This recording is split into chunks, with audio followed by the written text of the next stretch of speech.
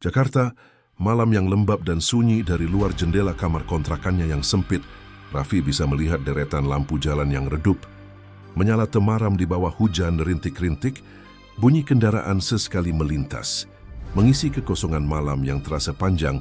Di meja kerjanya yang penuh dengan tumpukan dokumen, secangkir kopi hitam sudah dingin sejak 2 jam lalu.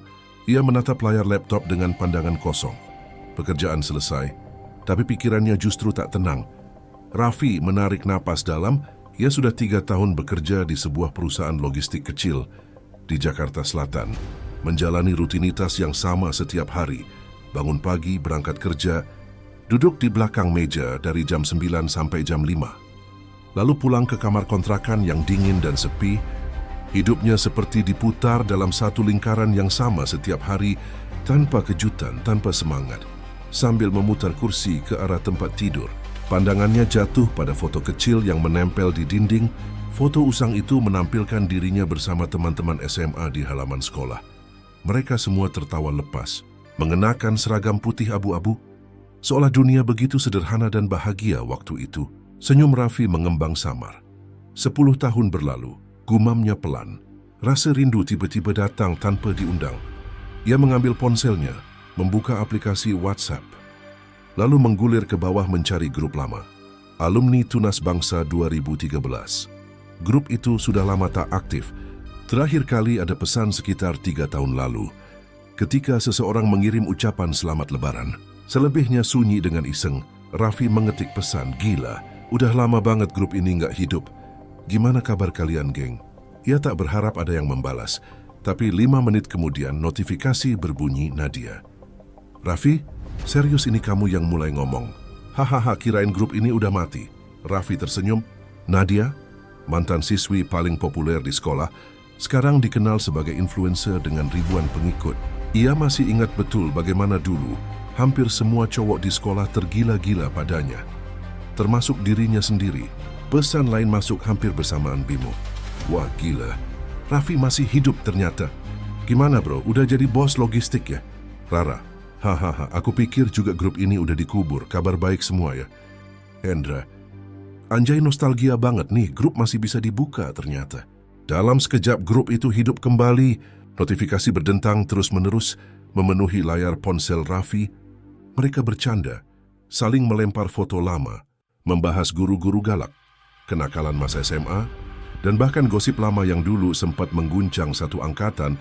Raffi tertawa kecil membaca pesan demi pesan, seolah malam itu membangkitkan bagian dirinya yang sempat tertidur lama. Obrolan mengalir begitu cepat, hingga seseorang mengusulkan hal tak terduga. Nadia, "Gimana kalau kita reuni sekalian? Udah 10 tahun loh, gila, waktu cepet banget." Bimo, "Setuju, sekalian healing. Gue bisa sediain tempat, kebetulan villa bokap di puncak lagi kosong." Rara, "Serius? Wah, asik tuh. Udah lama nggak ketemu kalian langsung." Raffi membaca percakapan itu dengan senyum mengembang. Dalam hati ia merasa bersemangat seperti anak muda lagi. Ia pun menambahkan, "Setuju, reuni sekalian melepas penat. Hidup gue belakangan kayak kertas buram. Perlu warna dikit." Candaan demi candaan kembali muncul. Mereka mulai membicarakan tanggal, makanan, siapa yang akan datang bersama pasangan. Bahkan nostalgia tentang kisah cinta di masa sekolah yang dulu sempat jadi gosip. Raffi bisa merasakan betapa hangatnya suasana itu. Seperti mereka semua baru saja kembali duduk di bangku kelas yang sama, bercanda tanpa beban. Namun di tengah obrolan yang ramai itu, Raffi menyadari sesuatu yang janggal. Ia melihat daftar peserta grup. Terlihat satu akun dengan nomor asing, tanpa nama, tanpa foto profil, hanya nomor panjang yang tidak dikenal. Aneh, pikir Raffi. Ia coba menelusuri, tapi tidak ada yang tahu siapa pemiliknya. Raffi, "Ini siapa sih nomor +2 857? Ini, dari dulu ada ya di grup?" Bimo, "Kayaknya enggak deh, atau mungkin salah satu dari kita ganti nomor." Nadia, "Bisa aja, tapi kok diem aja ya dari tadi?" Rara, "Mungkin cuma mantan yang nyasar." Mereka tertawa lagi, mencoba menepis rasa aneh itu. Tapi entah kenapa, setiap kali Raffi menatap layar ponselnya, hatinya berdebar tanpa alasan. Ia memperhatikan simbol read di pesan-pesan mereka.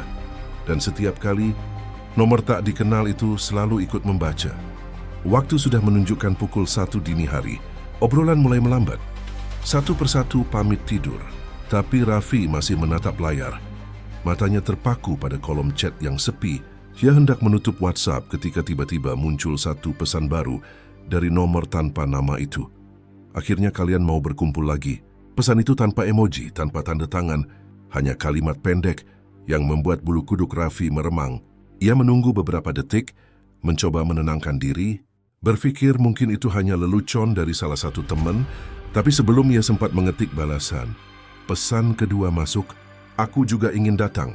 Raffi terdiam lama, matanya terpaku pada layar. Tenggorokannya terasa kering. Ia mencoba menekan foto profil akun itu. Tidak ada apapun selain warna hitam polos.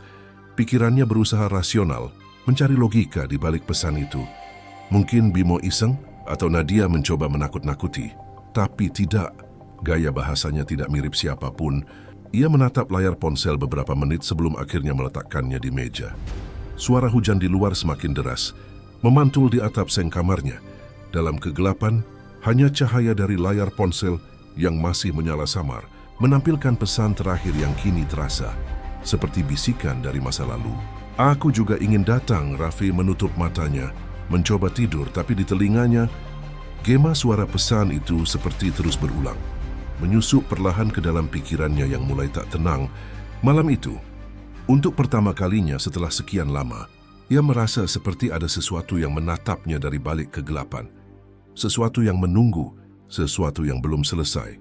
Dan di luar sana, di antara hujan dan kabut yang turun perlahan, sebuah bayangan berdiri di bawah lampu jalan, menatap ke arah jendela kamarnya diam. Tidak bergerak malam itu. Raffi belum tahu bahwa pesan isengnya di grup lama baru saja membuka pintu menuju masa lalu yang seharusnya tetap terkunci. Namun keesokan paginya, semua terasa seperti biasa.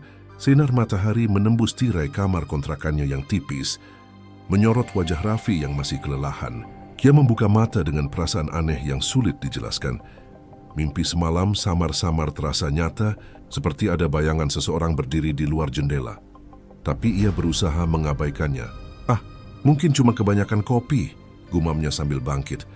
Saat sarapan roti dingin dan kopi instan, notifikasi WhatsApp kembali ramai. Grup alumni Tunas Bangsa kembali hidup. Kali ini lebih heboh dari semalam, Bimo. Udah fix ya? Minggu depan di villa keluarga gue. Tenang aja, fasilitas lengkap. Ada kolam renang, karaoke, dan view-nya cakep parah. Nadia, wah keren. Aku bawa kamera. Sekalian bikin vlog deh, udah lama nggak konten outdoor.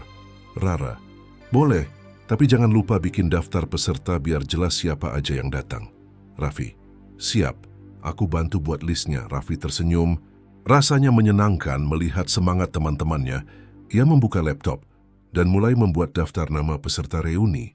Satu persatu nama ia ketik sambil sesekali tersenyum mengingat wajah-wajah lama. Orang-orang yang pernah mengisi masa mudanya, tapi saat ia menyalin data kontak dari arsip grup lama, matanya terhenti. Ada satu nama di antara daftar itu yang membuatnya tercekat. Mira Putri. Nama itu masih tertulis di spreadsheet lama yang mereka buat bertahun-tahun lalu. Raffi terdiam, tangannya refleks menggulir ke bawah, memastikan matanya tak salah lihat. Tapi benar, di sana tertulis nama Mira lengkap dengan nomor lamanya. Meski semua tahu, Mira sudah meninggal di tahun terakhir mereka sekolah. Ia menatap layar lama. Perasaan aneh mulai merayapi dadanya, ingatan lama kembali muncul. Samar-samar, gadis pendiam yang dulu sering duduk di pojok kelas, rambutnya selalu dikuncir, suaranya pelan, dan senyumnya jarang muncul. Mira bukan tipe siswi yang menonjol, justru sering menjadi bahan ejekan teman-teman yang lebih populer, termasuk dirinya.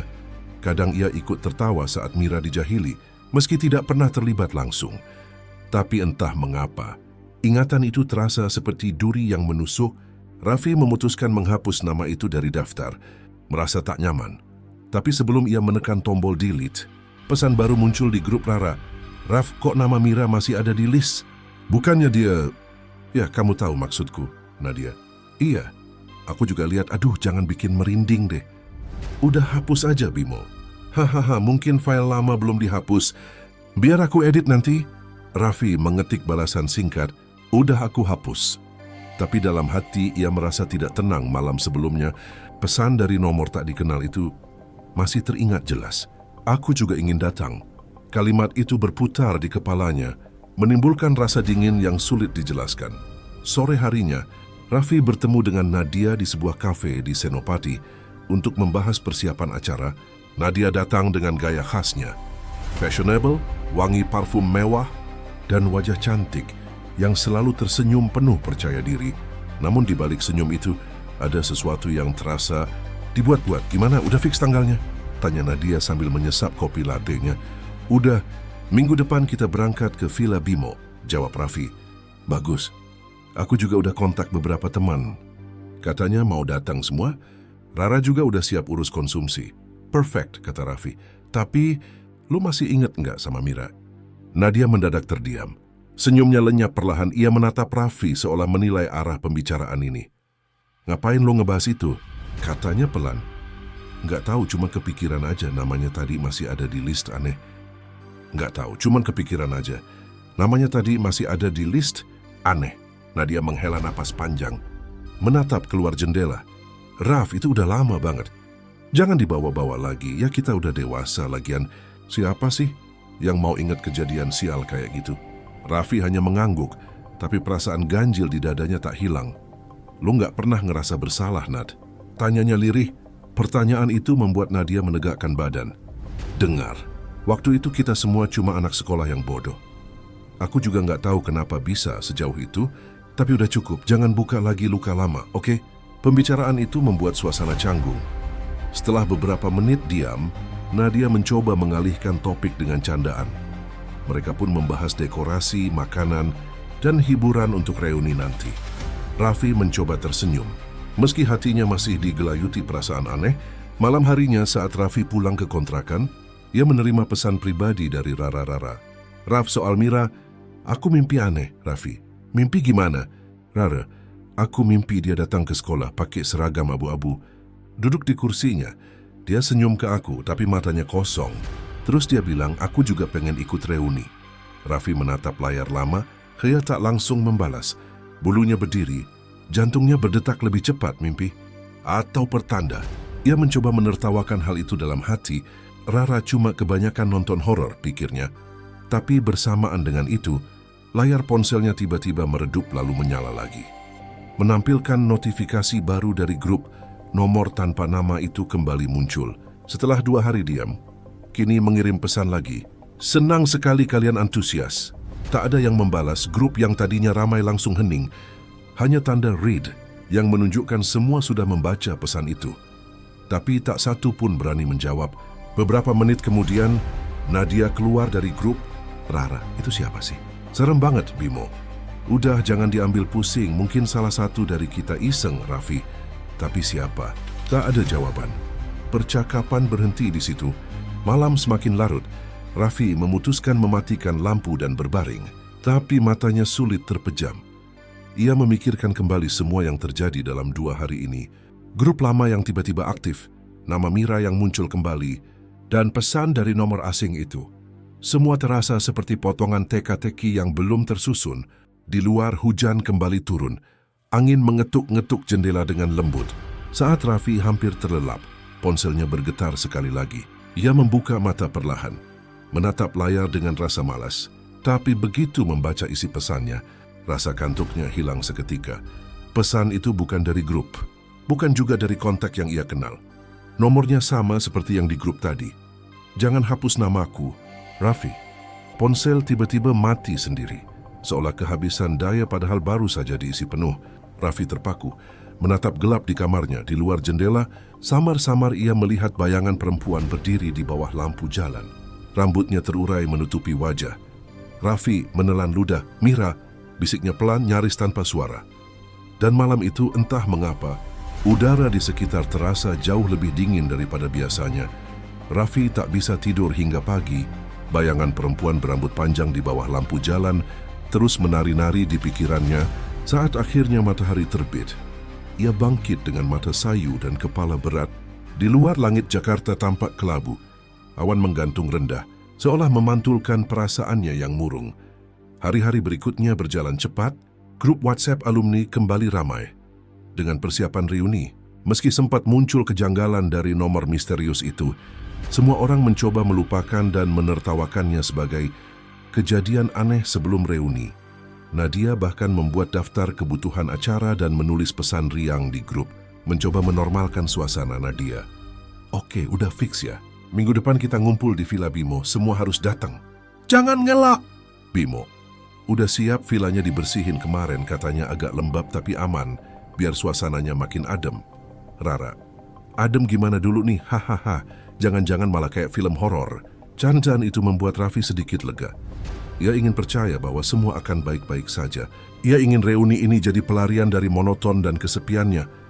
Ia bahkan sengaja mengambil cuti 2 hari agar bisa menikmati waktu bersama teman-teman lamanya.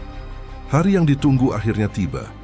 Mobil-mobil mulai berdatangan di halaman villa milik keluarga Bimo di daerah Puncak, Bogor. Udara di sana sejuk. Dengan kabut tipis yang menyelimuti pepohonan pinus, villa itu besar, berdinding kayu coklat tua, dengan halaman belakang yang menghadap ke lembah hijau. Dari luar suasananya tenang dan damai, nyaris terlalu tenang. Raffi tiba paling awal bersama Bimo, membantu menata meja makan dan menyalakan perapian. Tak lama kemudian Nadia datang, mengenakan jaket tebal dan scarf, rambut panjangnya tergerai rapi. Ia membawa kamera, seperti yang dijanjikan. "Wah, tempatnya cakep banget," katanya sambil memotret ke sana kemari. Rara datang paling terakhir. Ia tampak sedikit gugup. "Tadi sempet nyasar, sinyal di bawah jelek banget," katanya. Untung ada tukang ojek yang ngasih tahu jalan. Malam mulai turun perlahan, menyalakan langit dengan cahaya oranye yang lembut. Villa dipenuhi tawa dan suara musik.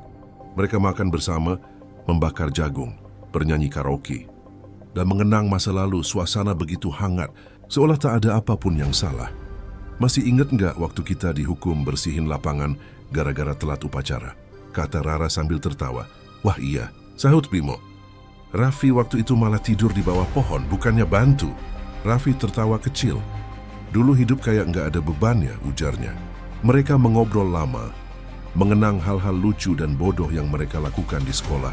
Untuk sesaat, semuanya terasa ringan, seperti waktu telah berhenti dan mengembalikan mereka ke masa remaja yang tak terulang. Namun di tengah tawa dan nostalgia itu, Raffi mulai memperhatikan hal aneh. Lampu ruang tamu beberapa kali berkedip. Meski tidak ada angin kencang, ia menoleh ke arah stop kontak. Tapi semuanya terlihat normal. Mungkin listriknya kurang stabil, pikirnya. Ada yang bawa kucing?" tanya Rara tiba-tiba. Semua menatapnya bingung. "Kucing?" ulang Bimo. "Emang kenapa?" "Tadi di luar jendela aku lihat kucing hitam, matanya merah. Terus dia ngelihatin ke dalam." Nadia tertawa kecil. "Duh, Ra, jangan mulai deh. Udara dingin bikin lo halu kali." "Tapi serius," jawab Rara lirih. "Pas aku mau nutup tirai, dia masih di situ." Bimo berdiri melongok keluar jendela. "Tak ada apapun di sana." "Enggak ada kok. Mungkin cuma bayangan." Ia menutup tirai rapat-rapat dan kembali duduk. Tapi setelah itu, suasana sedikit berubah. Tawa mereka menurun. Untuk mencairkan kembali, Nadia menyalakan musik dan mengambil kamera. "Oke, semua kumpul. Kita bikin video buat kenangan," katanya riang. Mereka pun berpose di depan perapian, tersenyum lebar. Tapi ketika Nadia melihat hasilnya di layar kamera, wajahnya perlahan berubah. Kok aneh?" katanya pelan. "Aneh kenapa?" tanya Raffi. "Di foto ini," Nadia menunjukkan layar. Semua menatap. Di antara mereka yang sedang tersenyum, di sisi kanan belakang terlihat bayangan samar seseorang, berdiri tegak di sudut ruangan. Wajahnya kabur, tapi bentuk rambut panjangnya terlihat jelas. Bimo tertawa paksa. Efek cahaya kali ini. Aku cek lampunya." Ia memeriksa ke atas, memastikan tak ada pantulan dari kaca, tapi bayangan itu tetap ada di foto. Nadia mencoba menghapusnya, tapi layar kameranya malah freeze beberapa detik sebelum akhirnya mati sendiri. "Udah, jangan dibahas. Nanti malah jadi nggak enak suasananya," kata Raffi akhirnya. "Ayo, lanjut makan aja." Mereka mencoba mengabaikan kejadian itu. Musik dinyalakan lagi, tapi suasana tak seceria tadi. Sesekali, Rara melirik ke jendela, seolah takut sesuatu muncul. Bimo beberapa kali ke dapur untuk memastikan kompor mati, dan Nadia tak banyak bicara setelah itu. Hanya menatap kamera yang kini dibiarkan tergeletak di meja. Hujan tipis turun menjelang tengah malam. Mereka semua berkumpul di ruang tamu, menikmati kopi panas. Angin berdesir lembut, membawa aroma tanah basah dari luar. Dari perapian, api menyala lembut, memantulkan cahaya jingga ke dinding kayu. "Tenang banget ya di sini," ujar Nadia pelan. "Iya," jawab Raffi. "Malam yang menenangkan, terlalu menenangkan," gumam Rara. Nyaris tak terdengar, suasana hening sejenak. Hanya suara api berderak dan gemericik hujan yang menemani. Raffi merasa aneh, seolah di balik keheningan itu ada sesuatu yang memperhatikan mereka. Untuk mengusir rasa sepi, Bimo mengambil gitar dan mulai memainkan lagu lama. Yang dulu mereka nyanyikan di acara perpisahan sekolah, semua ikut bersenandung pelan. Saat bait terakhir hampir selesai, tiba-tiba lampu villa berkedip sekali lagi, lalu mati total. Gelap gulita menyelimuti mereka. "Listriknya kenapa, Bim?" tanya Nadia panik. "Tenang, mungkin MCB-nya turun. Aku cek dulu." Bimo mengambil senter dari meja dan berjalan ke arah belakang. Raffi menyalakan ponselnya sebagai penerang. Dalam cahaya redup itu, wajah mereka tampak pucat. Rara menggenggam tangan Nadia erat-erat. Beberapa menit kemudian, Bimo kembali. "Aneh," katanya. "Saklarnya aman, tapi listriknya kayak mati dari luar." "Dari PLN?" tanya Raffi. "Kayaknya bukan, cuma villa ini aja yang gelap." Mereka saling berpandangan. Di luar jendela, hujan semakin deras. Lembayung cahaya petir sesekali menerangi halaman, menampakkan siluet pepohonan yang bergoyang. Lalu di sela suara hujan dan angin, Raffi mendengar sesuatu. Langkah kaki di atas atap pelan tapi jelas, seperti seseorang berjalan perlahan-lahan di sana. "Bimo, lo dengar nggak?" bisik Raffi. Bimo menatapnya heran. "Dengar apa?" "Sst." Raffi mengangkat telunjuk. Semua terdiam. Langkah itu terdengar lagi. Kali ini lebih berat. Nadia menutup mulutnya menahan teriakan. Rara memeluk lututnya, petir menyambar, dan sesaat ruangan kembali terang. Cukup lama untuk membuat mereka semua melihat sesuatu. Di dinding ruang tamu, di atas foto kelas yang tergantung, terdapat bekas tangan basah, 5 jari panjang menempel di sana. Meneteskan air ke lantai, lampu kembali menyala tiba-tiba, membuat semua menjerit kaget. Tapi ketika mereka menatap ke arah dinding lagi, bekas tangan itu telah lenyap. Tak ada yang bicara setelah itu. Musik dimatikan, dan satu persatu memutuskan masuk kamar. Hanya Raffi yang masih terjaga, duduk di dekat perapian yang hampir padam. Api menari pelan, dan dalam cahaya jingga yang temaram, ia melihat sesosok bayangan perempuan berdiri di ujung lorong. Rambutnya basah meneteskan air. Wajahnya samar di antara kegelapan. Raffi memejamkan mata, berharap itu hanya ilusi cahaya. Tapi ketika ia membuka mata lagi, sosok itu sudah menghilang. Dan di luar villa, kucing hitam yang tadi dilihat Rara kembali duduk di depan jendela. Menatap ke arah mereka tanpa berkedip, malam yang semula menenangkan kini terasa seperti awal dari sesuatu yang jauh lebih gelap. Kucing hitam itu masih duduk di depan jendela. Matanya menatap lurus ke arah villa dengan tatapan kosong. Namun dalam, seperti tahu apa yang terjadi di dalam. Raffi menatapnya dari balik tirai, mencoba mengabaikan sensasi dingin yang merayap dari ujung jari ke tengkuknya. Udara malam terasa semakin berat, dan suara hujan kini hanya tinggal gerimis tipis di luar sana. Ia menutup tirai rapat, lalu menatap api perapian yang hampir padam. Pagi datang dengan perlahan. Kabut tebal menutupi halaman villa, dan suara burung pun nyaris tak terdengar. Raffi baru saja terlelap ketika sinar matahari samar menembus celah jendela. Di dapur ia mendengar suara panci berdenting. Ia bangun berjalan gontai dengan mata masih berat.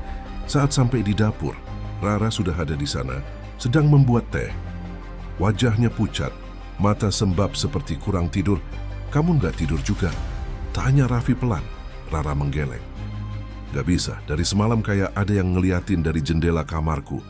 Raffi menelan ludah. "Kucing hitam itu?" Rara menatapnya cepat. "Kamu juga lihat?" "Ya, dia masih di luar tadi malam." Keduanya terdiam lama. Entah kenapa, percakapan singkat itu membuat suasana pagi menjadi canggung dan dingin. Tak lama kemudian, Nadia turun dari lantai atas dengan kamera di tangan. "Pagi," sapanya. "Aku mau cek hasil foto kemarin. Mudah-mudahan yang rusak cuma baterainya." Ia duduk di meja makan dan menyalakan kamera. Layar menyala, tapi beberapa foto tampak glitch. Garis-garis statis menutupi sebagian gambar. Namun di sela-sela foto yang normal, ada satu yang membuatnya tercekat, Raffi. Ini lihat deh. Ia memutar kamera agar mereka bisa melihat. Foto itu diambil saat mereka semua berpose di depan perapian malam sebelumnya. Tapi di belakang mereka, kini terlihat jelas sosok perempuan berambut panjang berdiri di tengah lorong. Matanya hitam pekat, kulitnya pucat, dan bibirnya seolah tersenyum miring. Rara menjatuhkan sendok yang dipegangnya. Itu bukan efek cahaya, kan? Nadia menggeleng. Aku nggak tahu, Bimo datang tak lama kemudian. Dengan rambut acak-acakan dan wajah kelelahan, kalian ngomongin apa sih? Tanyanya sambil menguap. Tapi begitu Nadia menunjukkan foto itu, ekspresinya langsung berubah. Astaga, lo yang terakhir matiin lampu ruang tamu, kan? Tanya Raffi. Iya, lo sempat lihat seseorang di lorong waktu itu? Bimo berpikir, enggak, cuma kayak bayangan lewat. Tapi gua kira itu lo. Rara duduk, memeluk tubuhnya sendiri. Aku pengen pulang, gumamnya. Dari semalam aku nggak tenang. Nadia mencoba menenangkan. Jangan lebay dulu, Ra. Mungkin cuman... Tapi suara langkah kaki di loteng memotong kalimatnya. Dok, dok, dok, pelan tapi ritmis. Seperti seseorang berjalan di atas plafon. Semua menatap ke langit-langit serentak. Ada tikus? Kata Bimo mencoba tenang. Tikus sebesar manusia. Jawab Raffi datar. Langkah itu berhenti sunyi. Mereka menunggu beberapa detik tapi tak terdengar apa-apa lagi. Lalu tiba-tiba terdengar suara ketukan keras dari arah pintu depan. 3 kali duk. Doug, Doug. Bimo berdiri cepat. Siapa pagi-pagi gini? Katanya. Ia berjalan ke arah pintu dan mengintip lewat lubang kecil. Tapi wajahnya tiba-tiba berubah. Nggak ada siapa-siapa. Apa? Nadia mendekat. Ia ikut mengintip kosong. Tapi di lantai depan pintu terlihat sesuatu, setangkai bunga melati basah kuyup oleh embun. Rara menjerit kecil. Melati? Katanya gemetar. Waktu aku nyasar ke sini kemarin, tukang ojek yang nganterin aku bilang, daerah ini dulu pernah kebakaran, ada gadis meninggal di villa ini. Pas acara ulang tahunnya, katanya jasadnya ditemukan dengan bunga melati di tangan. Semua terdiam. Raffi merasakan bulu kuduknya berdiri. Bimo menelan ludah, mencoba tertawa. Udah jangan mikir aneh-aneh. Ini cuma bunga, mungkin jatuh dari kebun tetangga. Ia membuang melati itu ke halaman. Namun sejak saat itu, suasana villa benar-benar berubah. Hari semakin siang tapi udara tak menghangat. Kabut tetap tebal. Dan sinar matahari seperti tak bisa menembus pepohonan di sekitarnya. Raffi mencoba mengalihkan pikiran dengan membantu Nadia menyiapkan makan siang. Tapi beberapa kali ia merasa seperti ada bayangan lewat di belakangnya. Setiap menoleh, tak ada siapapun. Menjelang sore, Nadia duduk sendirian di ruang tengah. Memandangi foto lama mereka saat SMA, senyumnya muncul samar, lalu memudar perlahan. Kita dulu bahagia banget ya, katanya pada Raffi yang duduk di sampingnya. Iya, jawab Raffi. Dulu semua terasa lebih mudah. Tapi ada satu hal yang dari dulu aku nggak pernah lupa. Apa? Nadia menatapnya dalam. Malam terakhir sebelum kelulusan, kamu ingat nggak? Kita sempat iseng main jelangkung di aula belakang. Raffi mengernyit. Kita semua kan tahu itu cuma permainan. Nadia menggigit bibirnya. Tapi kamu tahu nggak? Setelah itu aku mimpi hal yang sama berulang kali. Ada yang memanggil namaku dari balik cermin. Suaranya perempuan. Raffi terdiam. Ia tiba-tiba teringat sesuatu tentang malam itu di sekolah dulu. Ketika bola kertas jelangkung yang mereka buat bergerak sendiri, sebelum mereka buru-buru menghentikan permainan, ia pikir itu hanya tiupan angin dari ventilasi aula, tapi kini bayangan itu kembali jelas di kepalanya. Malam itu, mereka semua berkumpul lagi di ruang tengah. Angin berembus masuk lewat celah pintu, membawa aroma melati yang samar. Rara duduk sambil memeluk bantal, matanya tak lepas dari jendela. Nadia mencoba menonton film lewat laptop, tapi layar tiba-tiba gelap tanpa sebab. Kenapa lagi sih ini? Gumamnya kesal, ia menepuk-nepuk sisi laptop, tapi tiba-tiba muncul gambar sekilas.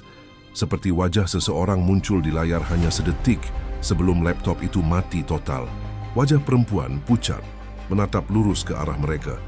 Rara menjerit dan menjatuhkan cangkir yang dipegangnya. Udah, aku nggak mau di sini lagi. Tenang dulu, Ra. Seru Bimo, kita di tempat aman. Besok pagi kita pulang, oke? Tapi kenapa harus besok? Rara memohon, Pik, kenapa nggak sekarang aja? Udah malam, Ra, kabut tebal banget. Jalanan bahaya. Raffi mencoba menenangkan Rara. Tapi bahkan dirinya sendiri mulai takut. Di luar kabut semakin menebal.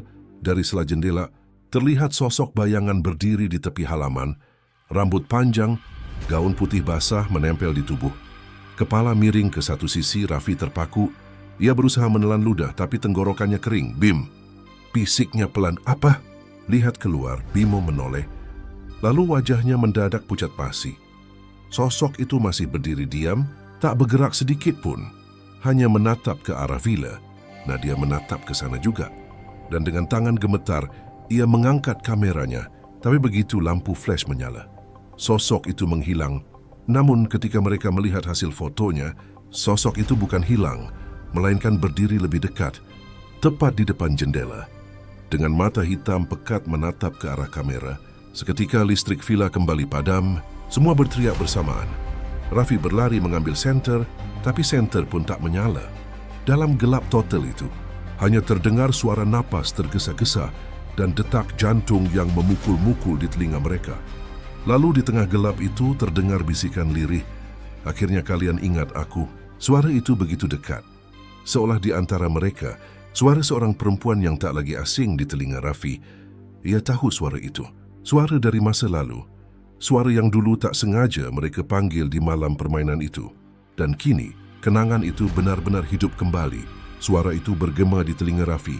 Lembut namun menakutkan. Akhirnya kalian ingat aku. Tidak ada satu pun dari mereka yang berani bergerak. Dalam kegelapan yang pekat, hanya napas mereka yang terdengar saling bertabrakan. Raffi mencoba bicara, tapi suaranya tercekat di tenggorokan. Ia bisa merasakan hembusan angin dingin menyusup ke tengkuknya, membuat bulu kuduknya meremang. Ketika listrik akhirnya menyala lagi beberapa detik kemudian, sosok itu sudah menghilang. Tapi semua masih terpaku di tempat. Rara memeluk lututnya di sudut ruangan. Air mata mengalir di pipinya. Nadia berusaha menenangkan diri sambil menatap kamera yang kini mati total. Dan Bimo hanya berdiri kaku. Wajahnya masih pucat pasi. Lo semua dengar juga kan? Tanya Raffi lirih. Nadia mengangguk perlahan. Iya, suaranya kayak perempuan. Rara menatap mereka dengan mata lebar. Itu Mira. Aku yakin itu suaranya Mira. Bimo membentak. Suaranya terdengar tegang. Udah, Ra, jangan ngomong sembarangan. Tapi meski berusaha tegar, getaran suaranya tak bisa disembunyikan. Raffi menatap ke arah jendela yang masih sedikit terbuka. Angin malam menerobos masuk membawa aroma melati samar. Ia menutupnya rapat. Tapi bau itu tetap ada, melekat di udara seperti kenangan yang tak mau hilang. Malam itu tak ada yang tidur. Mereka duduk berempat di ruang tengah, berusaha menenangkan diri. Bimo menyalakan televisi kecil di sudut ruangan untuk mengalihkan suasana. Tapi yang muncul di layar hanyalah noise statis hitam putih. Tak ada sinyal. Gue nggak mau di sini lagi, kata Rara lirih. Memecah keheningan. Pagi kita langsung pulang, jawab Raffi pelan. Sekarang coba istirahat dulu, biar otak kita nggak makin kalut. Mereka akhirnya mencoba memejamkan mata. Meski tak benar-benar tidur, Raffi berbaring di sofa ruang tengah, sementara yang lain tetap di kursi. Tapi di tengah sunyi itu, samar-samar Raffi mendengar sesuatu. Seperti suara langkah kaki kecil di atas plafon, berjalan pelan berhenti, lalu terdengar lagi. Kali ini ia tidak ingin memastikan. Ia hanya menutup mata lebih rapat, berpura-pura tidak mendengar. Keesokan paginya, kabut belum juga hilang. Mereka sarapan seadanya, roti dan air mineral. Suasana villa terasa berat, seolah dinding-dindingnya menyimpan napas dari sesuatu yang tak kasat mata. Raffi memutuskan untuk pergi keluar sebentar, mencari udara segar. Saat ia melangkah ke halaman, langkahnya berhenti di depan taman kecil di sisi villa. Di sana, di antara rumput basah, ada bekas abu hitam membentuk lingkaran. Seperti sisa api unggun lama, ia berjongkok, menyentuh tanahnya. Masih terasa hangat, tapi tidak ada tanda siapa pun yang menyalakan api semalam Raffi. Suara Nadia memanggil dari dalam. Sinyal HP muncul. Cepet sini. Ia segera masuk. Nadia menunjukkan ponselnya. Layar menampilkan grup WhatsApp alumni yang kini aktif lagi. Tapi yang membuat mereka semua terkejut adalah di daftar anggota muncul nama baru Mira Putri. Raffi merasakan tubuhnya membeku. Ini nggak mungkin. Gumamnya, Bimo mencoba membuka profil kontak itu, tapi gagal. Nomornya nggak bisa dilihat. Kemudian pesan baru masuk. Kalian masih ingat aula belakang sekolah? Hening. Tak ada yang berani membalas. Tapi dalam hitungan detik, pesan lain muncul. Di sanalah semuanya dimulai. Raffi menatap teman-temannya. Kita harus cari tahu ini siapa. Bisa aja orang jahil. Jahil? Rara menatapnya dengan mata basah. Kalau ini cuma jahil, kenapa semua kejadian ini terasa nyata? Namun Raffi tetap mencoba berpikir rasional. Ia mengajak Bimo dan Nadia kembali ke kota siang itu, mencari jawaban. Tapi Rara menolak ikut. Ia terlalu takut meninggalkan villa sendirian. Akhirnya mereka bertiga turun ke desa terdekat, meninggalkan Rara di villa dengan janji akan segera kembali. Di desa, mereka menemui penjaga warung yang sudah tua, berharap mendapatkan informasi tentang villa itu. Lelaki tua itu menatap mereka lama sebelum akhirnya bicara. Villa itu dulu punya keluarga yang kaya, katanya pelan. Anaknya, perempuan muda, meninggal terbakar di dalam aula sekolah lama. Setelah acara ulang tahunnya, katanya anak-anak sekolah waktu itu yang menyebabkan api itu menyala. Anak-anak sekolah? Tanya Raffi. Iya, lanjutnya. Katanya karena ulah mereka yang main-main dengan sesuatu yang enggak seharusnya. Sejak saat itu, arwahnya enggak tenang. Nadia menatap Raffi dengan wajah pucat. Itu Mira. Bisiknya, Raffi tak menjawab. Ia hanya menunduk, memikirkan kembali malam kelulusan bertahun-tahun lalu. Mereka memang bermain jelangkung di aula belakang sekolah. Tapi tidak pernah tahu permainan itu akan berakhir dengan tragedi saat mereka kembali ke villa sore harinya. Kabut semakin tebal. Pintu depan sedikit terbuka. Rara, panggil Nadia. Tak ada jawaban. Mereka masuk perlahan. Semua perabotan masih sama. Tapi suasana terasa berbeda. Lebih sunyi, lebih dingin di meja makan. Mereka menemukan secangkir teh hangat yang masih mengepul. Dia di mana? Gumam Bimo. Mereka memeriksa setiap kamar, tapi tak ada siapapun. Hingga akhirnya Raffi mendengar suara samar dari arah belakang villa. Seperti suara seseorang bernyanyi pelan, mereka mengikuti suara itu menuju gudang kecil di belakang. Pintu gudang sedikit terbuka. Dari dalam, keluar aroma melati yang sangat kuat. Raffi mendorong pintunya perlahan dan di sana, mereka melihat Rara duduk membelakangi mereka, menghadap ke tembok, rambutnya menutupi wajah Rara. Panggil Nadia pelan, Rara tak menoleh. Suaranya lirih, serak tapi jelas. Dia datang, Nad. Mira datang. Bimo melangkah maju, tapi Raffi menahannya. Jangan dulu. Tiba-tiba Rara berbalik cepat. Matanya merah, wajahnya seperti bukan dirinya. Senyum lebar terukir di bibirnya. Dia bilang, kalian juga harus datang ke aula. Semua harus selesai di sana. Raffi mundur satu langkah. Rara, lo kenapa? Tapi gadis itu hanya tertawa kecil. Pelan tapi menakutkan. Aula itu belum bersih dari dosa kalian. Dia menunggu. Setelah itu Rara pingsan. Mereka bertiga membawa tubuhnya ke ruang tengah, menidurkannya di sofa. Tapi bahkan setelah pingsan, bibirnya masih bergerak. Seperti menggumamkan sesuatu yang tak terdengar jelas. Nadia menangis diam-diam. Raf, ini udah enggak wajar. Kita harus pergi, Raffi menggeleng. Enggak. Kalau kita kabur, semua ini enggak bakal selesai. Kita harus ke sekolah. Ke aula itu. Bimo menatapnya tak percaya. Lu gila. Mau mati? Tapi kalau enggak kita yang selesaikan, siapa lagi? Jawab Raffi tegas. Hujan mulai turun deras. Angin mengguncang kaca jendela. Membuat suara berderak yang menakutkan. Di luar, petir menyambar. Dan di antara suara badai, samar-samar mereka mendengar lagi suara itu. Suara yang sama seperti semalam. Tapi kini terdengar lebih jelas, lebih dekat. Aula lama. Tempat semuanya dimulai. Nadia menutup telinganya, menangis ketakutan. Raffi menatap keluar jendela, matanya penuh tekad sekaligus ketakutan. Ia tahu, arwah itu ingin mereka kembali ke tempat di mana segalanya bermula, tempat yang dulu mereka tinggalkan tanpa penjelasan. Dan mungkin, hanya di sana mereka bisa menemukan jawaban. Atau justru, akhir dari segalanya. Kalimat terakhir dari bab sebelumnya masih terngiang di kepala Raffi. Pernyataan Bimo yang yakin seseorang sedang mempermainkan mereka. Namun saat Raffi menatap layar ponselnya malam itu, pesan dari nomor tak dikenal kembali muncul. Aku sudah menunggu terlalu lama. Kalian lupa apa yang pernah kalian lakukan padaku. Pesan itu membuat tengkuk Raffi dingin seketika. Dia menatap lama tulisan di layar. Jemarinya gemetar, mencoba membalas tapi akhirnya hanya menutup ponsel dan memejamkan mata. Namun tidurnya tidak tenang. Malam itu ia bermimpi aneh. Ia berdiri di depan ruang kelas lama mereka, tapi dindingnya penuh coretan nama-nama murid. Di antara semua tulisan itu, ada satu yang ditulis dengan darah. Rani. Raffi tersentak bangun. Napasnya memburu nama itu Rani. Tiba-tiba muncul begitu saja. Danis merasa ada sesuatu yang salah. Ia mencoba mengingat siapa Rani, tapi hanya samar-samar terlintas wajah seorang gadis berambut panjang, murid baru yang dulu sempat dekat dengan mereka. Namun kemudian menghilang tanpa kabar keesokan harinya. Raffi tak bisa menahan rasa penasarannya. Ia membuka kembali grup WhatsApp dan menuliskan pesan. Teman-teman, kalian masih ingat Rani? Pesan itu awalnya sepi. Beberapa menit kemudian Bimo membalas dengan emoji bingung. Rani yang mana? Katanya lalu Rara muncul.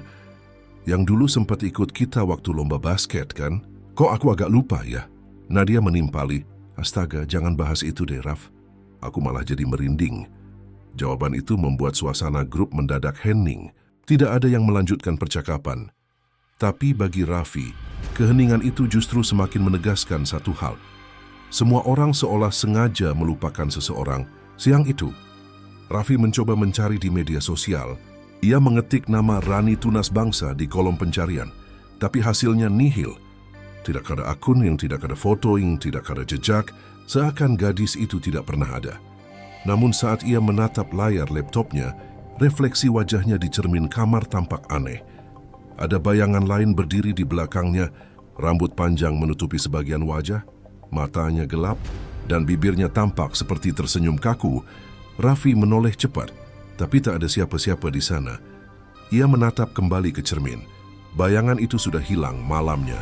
Mereka semua akhirnya sepakat untuk bertemu keesokan harinya di kafe milik Bimo untuk membahas persiapan reuni. Raffi datang paling awal, disusul oleh Rara dan Nadia. Namun sejak mereka duduk, suasana terasa canggung. Rara tampak gelisah. Sesekali melirik ke arah cermin besar di dinding kafe. Aku ngerasa aneh banget deh, katanya lirih. Waktu masuk ke sini tadi, aku kayak lihat seseorang berdiri di luar jendela. Tapi pas aku lihat lagi, udah nggak ada. Bimo tertawa, mencoba mencairkan suasana. Kamu terlalu banyak nonton film horor. Namun ketika pelayan datang membawa minuman, gelas Raffi tiba-tiba pecah begitu saja di atas meja. Serpihannya memantulkan bayangan wajah perempuan dengan luka di pipi. Semua terdiam. Setelah kejadian itu, mereka sepakat membubarkan pertemuan lebih awal. Raffi berjalan sendirian ke tempat parkir, tapi langkahnya terhenti saat ia melihat kaca spion mobilnya. Ada wajah perempuan di dalam mobilnya, duduk di kursi belakang. Ia menoleh cepat, membuka pintu belakang kosong. Tapi aroma bunga melati begitu kuat memenuhi kabin. Malam itu, Raffi kembali ke rumah dengan pikiran kalut. Ia membuka lemari dan menatap cermin besar di kamarnya. Cermin itu sama seperti biasanya. Namun kali ini ada kabut tipis di permukaannya. Perlahan, kabut itu membentuk tulisan samar. Kenapa kamu pura-pura lupa, Raffi? Tubuhnya langsung kaku. Ia berlari keluar kamar, tapi langkahnya terhenti di ruang tamu. Di sana, televisi yang tak dinyalakan tiba-tiba menyala sendiri, menampilkan gambar hitam putih seorang gadis berseragam sekolah berdiri di tepi lapangan basket. Di bawah gambar itu tertulis, Rani 2012. Raffi menatap layar itu tak berkedip. Ia mulai teringat sesuatu. Tahun itu adalah tahun di mana mereka terakhir kali ikut lomba basket antar sekolah. Dan tahun itu pula, Rani menghilang setelah malam perayaan kemenangan. Polisi bilang ia kabur dari rumah, tapi tidak pernah ada bukti. Jantung Raffi berdetak kencang. Semua potongan mulai masuk akal. Pesan dari nomor tak dikenal, bayangan di cermin, dan nama yang muncul di mimpinya. Ia tahu kini, ini bukan sekadar gangguan, seseorang atau sesuatu benar-benar ingin diingat kembali. Ia kembali ke kamarnya dan memutuskan untuk menulis semua kejadian di buku catatan kecil. Tangannya gemetar, tapi ia bertekad mencari kebenaran. Namun sebelum ia sempat menulis kata pertama, suara lembut terdengar dari arah cermin. Jangan tulis apapun, Raf. Kamu hanya perlu mengingat. Suara itu pelan, tapi jelas ia menatap ke arah cermin dengan napas tercekat. Bayangan Rani muncul di sana. Jelas sekali kali ini, rambutnya panjang terurai, kulitnya pucat, dan di bawah matanya mengalir darah hitam pekat. Raffi mundur ketakutan. menjatuhkan buku catatannya ke lantai. Namun Rani hanya tersenyum miris dan berkata pelan, "Kamu pikir semua bisa kamu lupakan begitu saja?" Lampu kamar Raffi padam seketika. Suara tawa lirih menggema di seluruh ruangan. Ia menutup telinganya. Berjongkok di lantai, tubuhnya gemetar hebat. Tapi di sela kegelapan itu, ia mendengar suara pesan masuk dari ponselnya. Dengan tangan bergetar, ia meraihnya. Pesan itu berasal dari nomor yang sama. "Satu persatu akan aku datangi reuni ini." Untuk menuntut janji, Raffi menatap layar itu dengan ngeri. Kini ia tahu, mereka tidak sedang bersiap untuk reuni biasa. Sesuatu yang jauh lebih gelap sedang menanti mereka. Dan kali ini, tidak ada jalan untuk mundur. Pesan terakhir di layar ponsel Raffi masih bergetar di tangannya. "Satu persatu akan aku datangi reuni ini untuk menuntut janji." Kata-kata itu seperti menempel di pikirannya, menggema berulang-ulang, membuat dadanya terasa sesak. Ia menatap layar yang kini redup, lalu perlahan mengangkat wajahnya menatap cermin di depan kamar. Cermin itu kini tampak biasa saja. Tidak ada tulisan, tidak ada bayangan, tapi dalam hati, ia tahu sesuatu telah berubah. Malam itu Raffi tidak bisa tidur. Ia terus memikirkan pesan itu. Dan tentang Rani, nama yang semakin jelas terukir di benaknya. Ia ingat dulu saat SMA, Rani adalah gadis pindahan yang pendiam, tapi punya senyum yang hangat.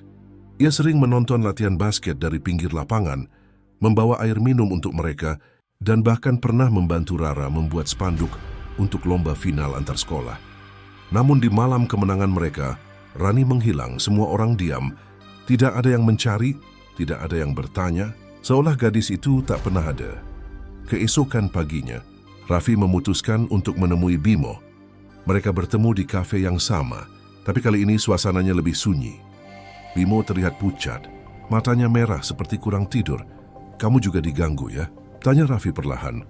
Bimo menatapnya lama sebelum mengangguk. "Semalam aku dengar suara ketukan di jendela kamar. 3 kali pas aku buka tirai, nggak ada siapa-siapa. Tapi di kaca jendela ada bekas tangan berdarah." Raffi menelan ludah. "Kayaknya kita semua harus ngomong jujur, Bim. Apa yang sebenarnya terjadi malam itu? Malam Rani hilang." Namun Bimo menunduk. Ia diam lama, lalu berbisik lirih. "Raffi, aku nggak yakin kita bisa menebusnya lagi." Sebelum Raffi sempat bertanya lebih jauh, notifikasi di ponselnya berbunyi. Pesan dari Rara muncul di grup. "Teman-teman, aku nemu sesuatu di lapangan sekolah kita. Kalian harus datang ke sini sekarang." Tanpa berpikir panjang, Raffi dan Bimo langsung meluncur ke SMA Tunas Bangsa, yang kini sudah tutup dan terbengkalai. Gerbangnya berkarat, cat dindingnya pudar, dan halaman yang dulu ramai kini dipenuhi rumput liar. Langkah mereka menimbulkan suara berderak di atas daun kering. Di tengah lapangan, Rara berdiri mematung. Wajahnya pucat, matanya terpaku pada sesuatu di tanah. Raffi mendekat dan langsung membeku. Di tengah lapangan yang becek, tergambar tulisan besar dari tanah liat merah bercampur air. "Janji kalian belum ditepati. Aku nggak bikin ini," kata Rara gemetar. "Pas aku datang, tulisannya udah ada." Bimo memeriksa sekeliling. Tidak ada siapapun, hanya tiupan angin dan suara gemerisik daun. Namun tiba-tiba, suara bola basket memantul pelan di kejauhan. Duk, duk, duk. Ketiganya menoleh serentak. Di ujung lapangan yang gelap, bola basket tua memantul sendiri, perlahan mendekat ke arah mereka. Raffi menatap tak percaya. Jantungnya berdebar kencang. Saat bola berhenti di depan kakinya, suara lembut terdengar, nyaris seperti bisikan. "Raffi, kamu janji nggak akan ninggalin aku." Raffi mundur, napasnya memburu. Rara menjerit kecil, sedangkan Bimo langsung memungut bola itu dan melemparkannya jauh. Tapi begitu bola menyentuh tanah, ia memantul balik dengan keras, memukul dada Bimo hingga pria itu terjatuh. Dari bola yang kini pecah, mengalir cairan hitam pekat berbau busuk, seperti darah lama. Rara menangis ketakutan. "Kita harus pergi dari sini sekarang." Mereka berlari menuju gerbang. Tapi pintu besinya tiba-tiba menutup sendiri dengan suara keras. Dari pengeras suara tua di tiang lapangan, suara perempuan bergema, pelan namun menusuk telinga. "Kenapa kalian kabur lagi? Dulu pun kalian lari meninggalkanku." Ketiganya menatap ke atas, mencari sumber suara. Dari menara sekolah, terlihat sosok perempuan berambut panjang berdiri diam. Gaunnya lusuh, Wajahnya penuh darah yang menetes perlahan ke tanah. Sosok itu menunduk menatap mereka dengan tatapan kosong, lalu menghilang begitu saja. Rara hampir pingsan. Raffi memeluknya, mencoba menenangkan, sementara Bimo menendang gerbang. Hingga akhirnya terbuka sedikit, cukup untuk mereka kabur keluar. Begitu keluar dari kompleks sekolah, udara kembali terasa normal. Tidak ada suara, tidak ada bisikan, hanya keheningan yang mencekam. Mereka bertiga duduk di trotoar terengah-engah. Aku rasa dia nggak akan berhenti, ujar Rara pelan. Dia pengen kita ingat semuanya. Raffi menatap keduanya dengan wajah serius. Kita harus tahu apa yang sebenarnya terjadi malam itu. Aku nggak tahan hidup dengan rasa takut kayak gini. Bimo menarik napas panjang, lalu berkata, "Baiklah, kalau kamu mau tahu, aku akan kasih tahu. Tapi kamu harus janji, Raf. Setelah ini kita semua siap menanggung akibatnya." Raffi mengangguk tanpa ragu. "Aku janji." Bimo menatap jauh ke depan, ke arah lapangan yang kini hanya terlihat samar. Malam itu, setelah pesta kemenangan, kita semua mabuk. Rani datang ke ruang ganti, nyari kamu, Raf. Tapi kamu udah pulang duluan. Dia nyamperin kita yang masih di sana. Nadia mulai ngejek dia. Bilang dia sok dekat sama kamu.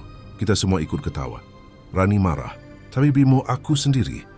Aku malah dorong dia keluar ruangan, dia jatuh. Kepalanya kena tepi bangku besi. Darahnya keluar banyak banget.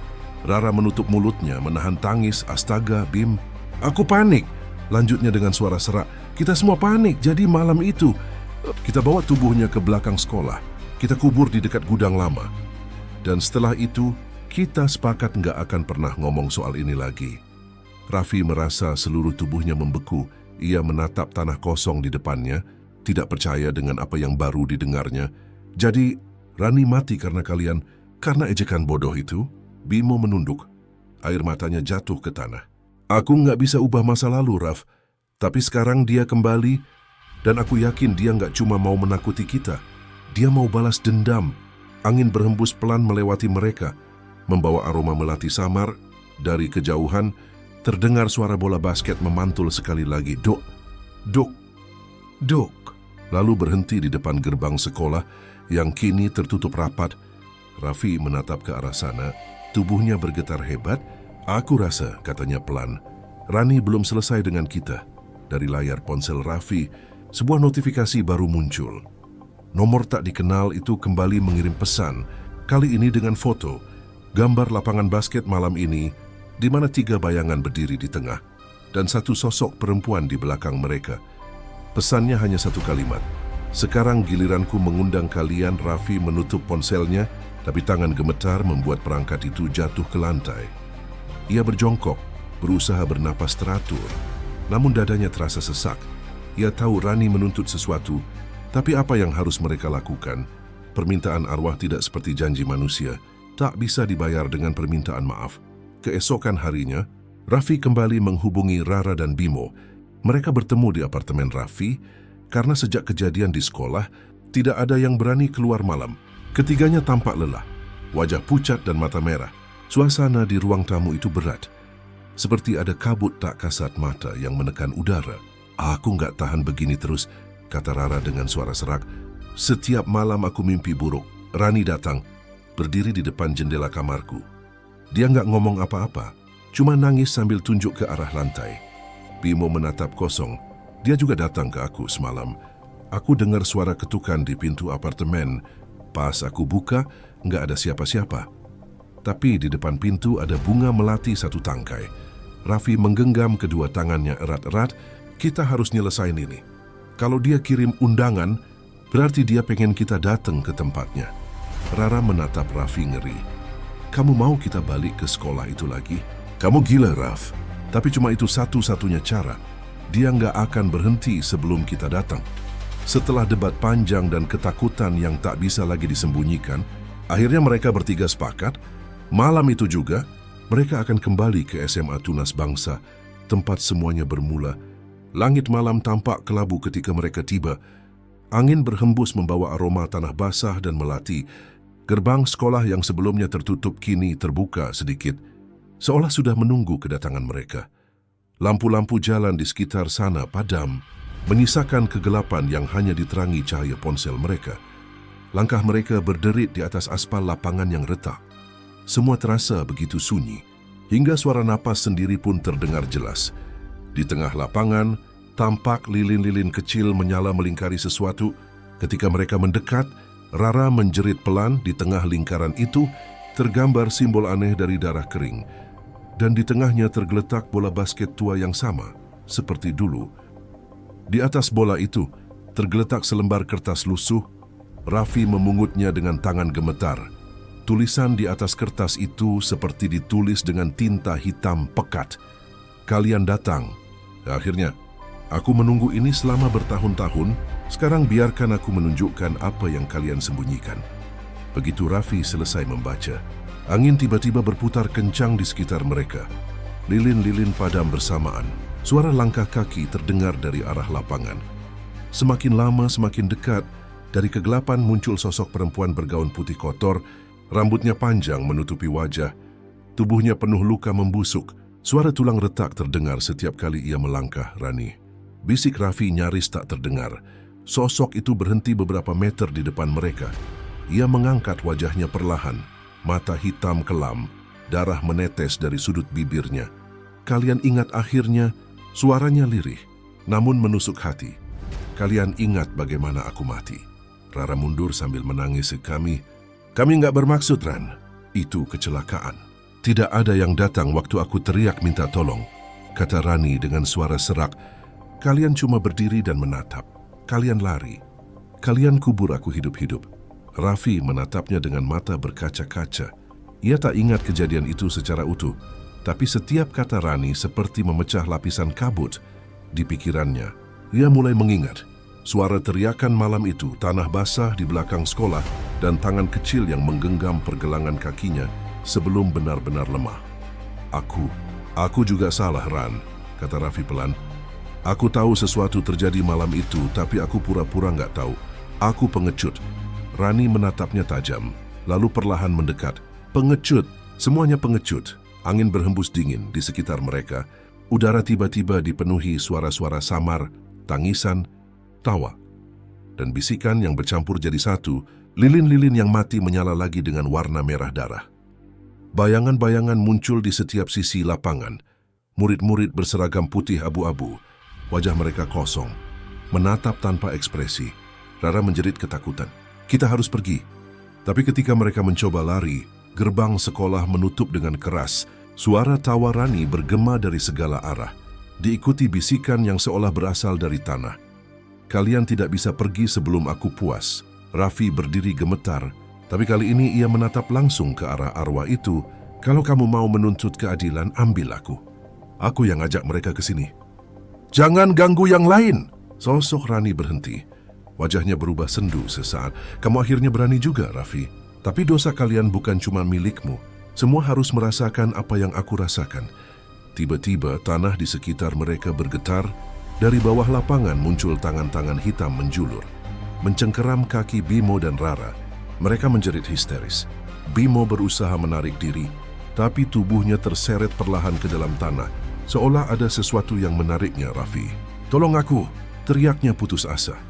Raffi berlari mendekat, mencoba menarik tangan Bimo, tapi kekuatan itu terlalu besar. Rani hanya berdiri menatap mereka dengan senyum tipis. Begitulah rasanya saat seseorang menarikmu ke dalam tanah tanpa belas kasihan. Raffi berteriak frustasi. Cukup, Rani. Kalau kamu mau menuntut, tuntut aku. Rani menatapnya dalam-dalam, lalu berbisik pelan. Aku tidak ingin menuntut, aku ingin kalian mengingat dan menyesal. Sekejap kemudian semuanya berubah. Lapangan kembali sepi. Tidak ada tangan, tidak ada darah. Hanya keheningan. Bimo dan Rara tergeletak pingsan di tanah. Raffi menatap sekeliling, mencari sosok Rani, tapi ia sudah menghilang. Yang tersisa hanyalah bau melati menyengat dan bola basket tua yang kini bersih tanpa noda. Ia memungut bola itu, lalu menatap ke langit malam. Di antara awan yang bergulung, cahaya bulan menerpa permukaan bola, menampilkan refleksi samar wajah Rani, yang tersenyum sendu sebelum memudar perlahan. Raffi berdiri diam lama, matanya basah. Maafkan kami, Rani, bisiknya. Tapi entah mengapa di telinganya ia bisa mendengar suara lembut menjawab, belum Raffi, belum cukup. Dan dari jauh, Lonceng sekolah berdentang 3 kali. Padahal sudah bertahun-tahun rusak. Raffi tahu semuanya belum berakhir. Dentang lonceng sekolah yang terdengar 3 kali, padahal sudah lama rusak, masih bergema di telinga Raffi. Suara itu seolah datang bukan dari dunia ini. Raffi menatap langit malam yang kelabu, memeluk bola basket tua di tangannya dengan tubuh gemetar. Ia tahu betul arwah Rani belum tenang, belum cukup. Bisikan itu terus mengiang di kepalanya, menekan dadanya dengan rasa bersalah yang semakin berat. Bimo dan Rara masih terbaring tak sadarkan diri di tanah lapangan sekolah. Raffi berlutut di samping mereka, mencoba membangunkan keduanya. Bimo, Rara, ayo bangun. Kita harus keluar dari sini. Tapi mereka tetap diam.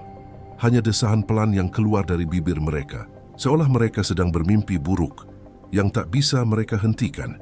Angin malam berhembus pelan, membawa aroma melati yang semakin kuat. Raffi berdiri perlahan, menatap sekeliling lapangan yang kini kembali gelap. Semua tampak sunyi, namun ia bisa merasakan tatapan dari arah gedung sekolah yang terbengkalai. Jendela-jendela tua itu seolah menjadi mata yang mengawasi setiap gerakannya.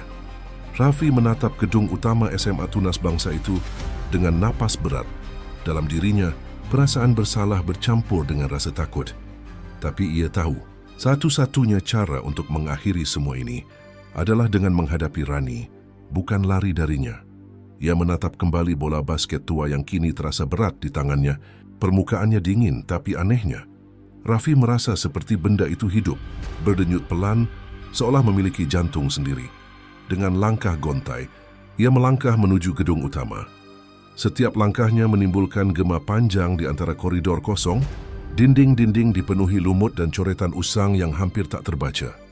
Namun di tengah semua itu, satu tulisan tampak baru, tergores dengan darah. Selamat datang di reuni kita, Raffi. Raffi menelan ludah. Rani, aku datang, gumamnya. Ia membuka pintu aula sekolah yang dulu menjadi tempat perayaan kemenangan mereka. Udara di dalam begitu dingin, lebih dingin dari luar. Lampu-lampu tua di langit-langit menyala perlahan, satu persatu, hingga ruangan itu terlihat samar diterangi cahaya kuning pucat. Di tengah aula ada meja panjang yang didekorasi dengan kain putih kotor. Di atasnya tersusun lilin-lilin kecil, dan di ujung meja duduklah Rani. Gaunnya putih lusuh, wajahnya pucat dengan luka di pelipis. Rambut panjangnya menutupi sebagian wajah, tapi kali ini ia tidak tampak marah.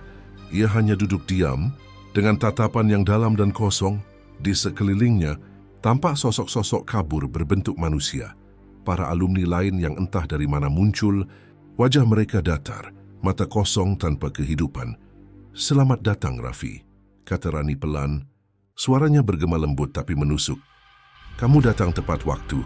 Reuni kita dimulai malam ini. Raffi berdiri terpaku. Rani, apa yang kamu mau dari kami? Rani tersenyum samar, tapi senyum itu dingin. Kalian sudah punya segalanya. Kemenangan, kebahagiaan, hidup yang terus berjalan. Aku hanya mau satu hal. Pengakuan Raffi menunduk. Kami salah, kami pengecut, tapi membunuh kami nggak akan bikin kamu tenang. Rani bangkit dari duduknya perlahan, gerakannya kaku seperti boneka tua. Aku tidak ingin membunuh kalian, Raffi. Aku ingin kalian merasakan apa yang aku rasakan malam itu. Takut, kesepian, dan ditinggalkan. Tiba-tiba, suara langkah kaki terdengar dari belakang. Bimo dan Rara muncul di pintu aula. Wajah mereka pucat dan mata mereka kosong. Wajah mereka berjalan seperti orang tidur, menuju meja di mana Rani berdiri. Raffi menatap mereka panik. Rara, Bimo, sadarlah. Tapi keduanya hanya menatapnya kosong. Lalu berhenti di sisi Rani seperti dua boneka mati. Rani menatap mereka bertiga. Kalian bertiga saksi malam itu, tapi hanya satu yang bisa hidup untuk menceritakan semuanya. Lilin-lilin di atas meja tiba-tiba berkedip, dan sekejap kemudian ruangan itu berubah, lantai aula retak, tembok memudar, dan mereka kini berdiri di lapangan basket lama. Langit merah darah menggantung di atas kepala mereka. Raffi memutar tubuhnya ke segala arah panik. Ini bukan nyata. Rani berdiri di tengah lapangan dengan bola basket di tangannya. Ayo Raffi, satu pertandingan terakhir seperti dulu. Kalau kamu bisa mengalahkanku, kalian bebas. Raffi menatapnya dengan ngeri. Ini gila Rani. Dulu kamu suka menang, sekarang tunjukkan lagi semangat juaranya. ucap Rani dengan nada getir. Tiba-tiba bola melayang ke arah Raffi dengan keras, hampir menghantam wajahnya. Ia menangkapnya dengan refleks. Seketika, lapangan di bawah kakinya terasa hidup. Setiap pantulan bola menimbulkan suara jeritan samar, seolah berasal dari tanah. Di sekelilingnya, sosok-sosok kabur para arwah murid lama bertepuk tangan tanpa ekspresi, seperti penonton di pertandingan neraka. Raffi mulai berlari pelan, mencoba mendribel bola, tapi langkahnya berat. Bayangan Rani muncul di depan, menatapnya dengan mata hitam pekat. Dulu kamu lari dari tanggung jawab, sekarang lari kalau bisa. Raffi mencoba melempar bola ke arah ring yang samar, terlihat di ujung lapangan. Tapi setiap kali bola mendekat, udara menebal, dan bola jatuh kembali ke tanah, memantul di antara kaki-kaki arwah. Tawa Rani bergema, kamu nggak akan pernah menang, Raffi, karena kamu main di lapanganku. Tiba-tiba tanah di bawahnya bergetar hebat, bola basket di tangannya berubah menjadi kepala manusia. Mata terbuka menatapnya dengan kosong. Raffi berteriak dan menjatuhkannya. Dari kepala itu, darah hitam mengalir membentuk tulisan di tanah. Aku masih di sini. Raffi tersungkur. Tubuhnya lemas. Ia menatap ke arah Rani dengan air mata mengalir. Kau ingin kami menyesal? Kami sudah menyesal. Aku mohon, hentikan ini. Rani mendekat perlahan. Untuk sesaat tatapannya berubah. Ada kesedihan di sana, seperti sisa-sisa kemanusiaan yang belum hilang. Aku ingin tenang, Raffi, tapi dosa kalian berat. Kalian menutup mataku, tapi juga menutup kebenaran dariku. Ia mengulurkan tangan dinginnya ke pipi Raffi. Kau bisa menebus semuanya dengan mengingatku, dengan membuat dunia tahu cahaya merah di langit tiba-tiba berubah menjadi putih menyilaukan. Rani memudar perlahan. Bersama semua bayangan di lapangan, Raffi merasakan tubuhnya ringan. Lalu semuanya gelap. Ketika ia membuka mata, matahari pagi sudah muncul. Ia tergeletak di lapangan sekolah yang kini kosong dan tenang. Bimo dan Rara masih di sana. Tapi kini mereka diam tak bergerak. Raffi berlari mendekat, mengguncang tubuh mereka.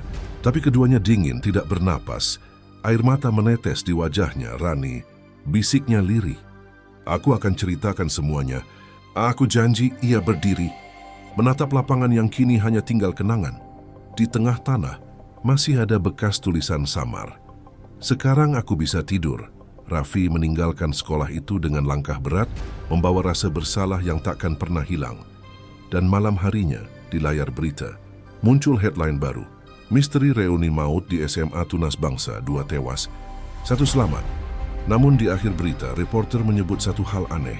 Di rekaman CCTV sekolah, terlihat sosok perempuan berseragam putih abu-abu berjalan di belakang Raffi sebelum menghilang di udara. Raffi tahu Rani mungkin sudah tenang, tapi kadang saat malam tiba dan angin berhembus membawa aroma melati, ia masih mendengar bisikan lembut dari kejauhan.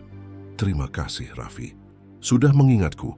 Dan di meja kamarnya, bola basket tua itu masih tergeletak dengan noda merah samar di sisinya, seolah belum benar-benar kering